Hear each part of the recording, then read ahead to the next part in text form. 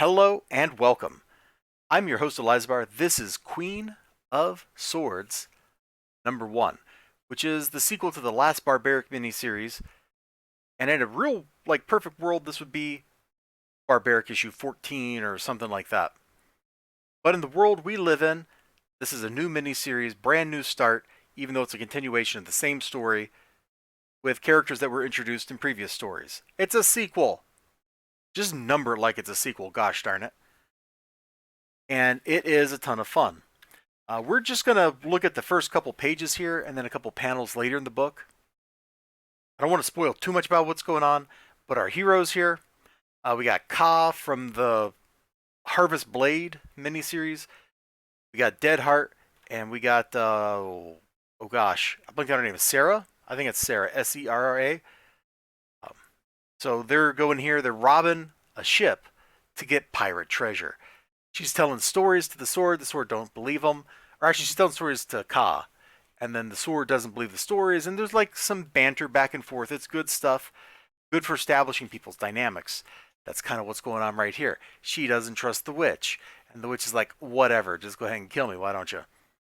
But they get their pirate gold, and then the pirates are, of course, not so happy about somebody coming in to get their gold. And we're actually going to look at the next 2 pages because it's a good little taste of the kind of action you see in this book. Nice colors, nice artwork, good pacing. This book's moving at a really fast clip. And when things get real, yeah, people getting cut in half, but when things get really real, this happens. And this panel is actually why we stopped on this page, because this is basically the cover of the last issue of the last miniseries. She did not do this in that book. Like, I'm pretty sure I went through that book, flipping pages, and I didn't see a bunch of chains explode out of her chest and murder people. False advertising.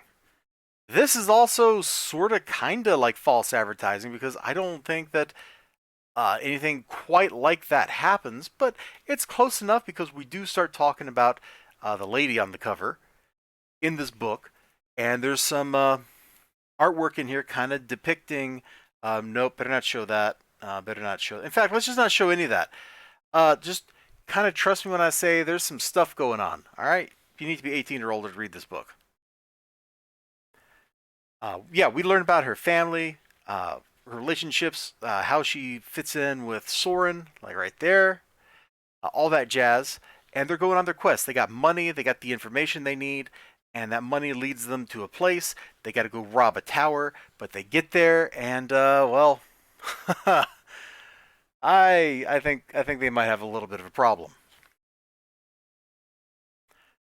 A lot of the things from the other barbaric books, the ones starring Owen and the Talking Axe, are here. If we open this up,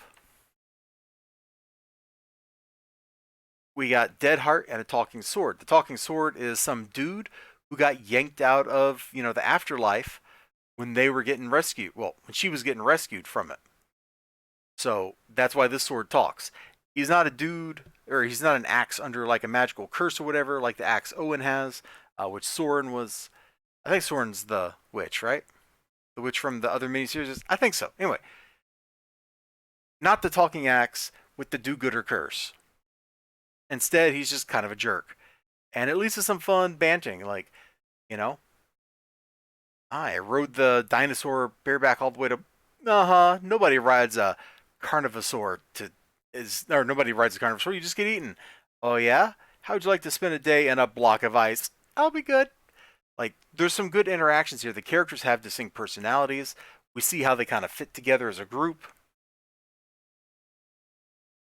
And it leads to some kind of funny banter, just like the Talking Axe does. This dude, what's his name, Gabar? Yeah, Gabar. He's not nearly as charming as the Talking Axe. He doesn't steal the scene in quite the same way. And in a couple places, he kind of just annoyed me, which I think is actually like the purpose of the character. He's supposed to annoy you. Good book. I can't wait to see where it goes, because I want to know more. Like, click now to learn more, Desire to know more intensifies. One thing I did see in the back here that I thought was neat is that Vampire the Masquerade comic is apparently getting like a really cool hardback edition. Like that looks pretty dope. That looks pretty dope. Oh, and the cover for the next issue, like, dude, that looks cool. That looks pretty cool. So, I got good hypes. I don't think I'm gonna like rate this as quite as high as some of the other barbaric issues, but it's still really good. I'd have to sit down and think really hard about like how to order them point wise or whatever, but this was pretty good. I got no complaints. At least no complaints worth mentioning. So you all take care of yourself, and bye bye.